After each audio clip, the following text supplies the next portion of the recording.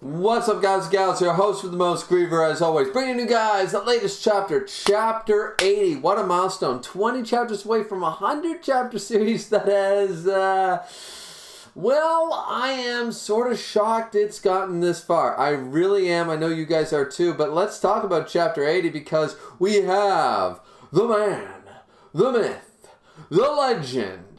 There are many in his grasp, in his title, in his tier list.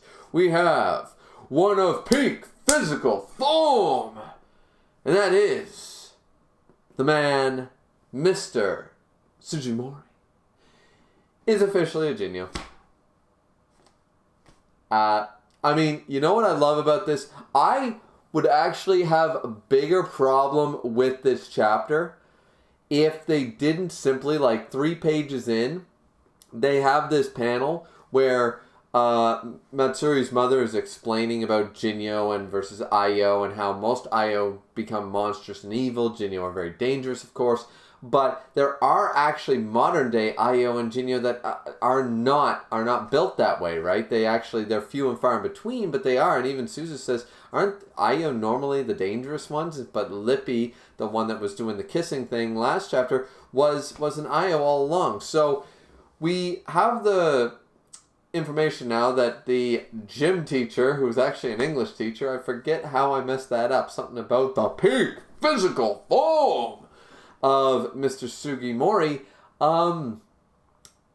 basically they do prove a couple of points, but once again, the panel that sold me on this chapter, the panel that sold me completely was the fourth wall break. The fourth wall break of the trope, where Matsuri's mother, after explaining all this and stuff, and it was like, hey, how can you believe it, you know? And she only confirmed it to herself recently with the touching and stuff like that, and the ripping of the clothes and stuff, and basically says, there aren't many English teachers out there whose clothes rip off when they get excited. And Shurigen's like, true.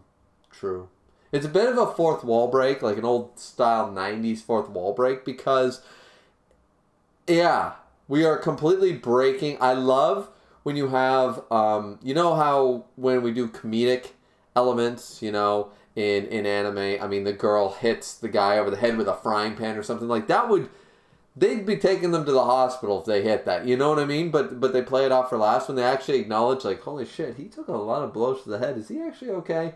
You know, when they fourth wall break like that, and in this particular instance, they are completely, it's just one short panel, it's deadpan, but it works. It's basically like, yeah, so the whole trope of ripping through their clothes because they're like Hulk Hogan or Alex Louise Armstrong, 5th generation.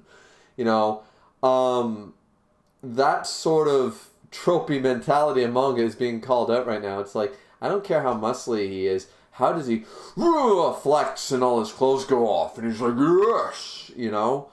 It's like, yeah, he's got a point. And Shurigen points out, yeah, that's kind of a point and stuff. So, realistically, had that been done at the end of the chapter, I don't think it would have sold me as well. But the fact of the matter is that once they reveal it, I'm like, oh, come off it.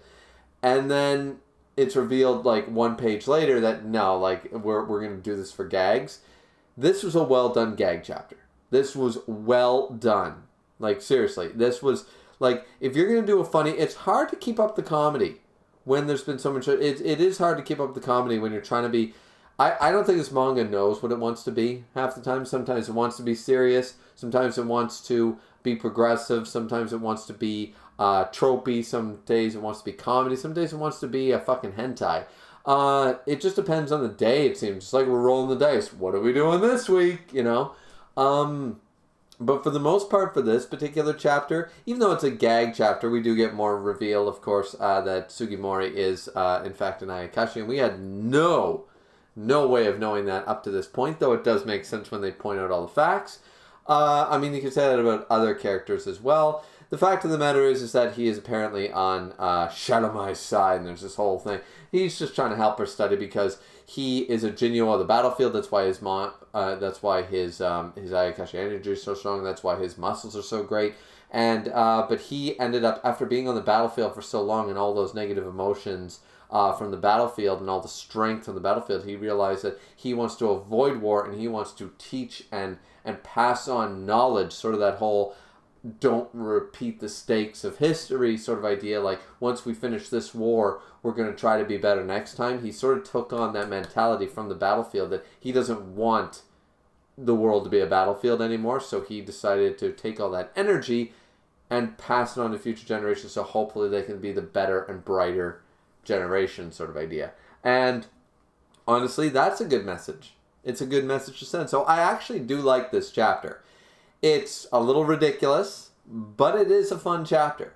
It really is. There's, of course, our classic Ichi moment and stuff, and Mai apparently is failing all her classes, and it's sort of like, yeah, she's from the Edo period. Why would she know any of this shit? You know what I mean? And especially she was a girl in the Edo period, so she's not learned at all. Why would she be, you know? So it makes total sense why she would be failing all their classes.